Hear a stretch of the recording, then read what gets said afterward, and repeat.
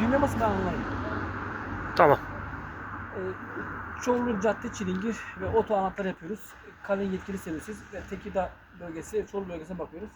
Arabamız Chevrolet 2011 model. Kontak dönmüyor. Dönmediği için de ne yapıyoruz? Kontağı sökeceğiz. İçindeki dişleri, şifreleri tekrar dizeceğiz ve tamir yapıp tekrar takacağız. Herhangi bir zarar vermiyoruz. Profesyonel bir şekilde yerinde, bakın oynatmıyoruz arabayı. Yerinde sökeceğiz. Bunlardan soketleme çıkıyor. Sökeceğiz, yapacağız, takacağız. Şimdiden müşterimize hayırlı olsun.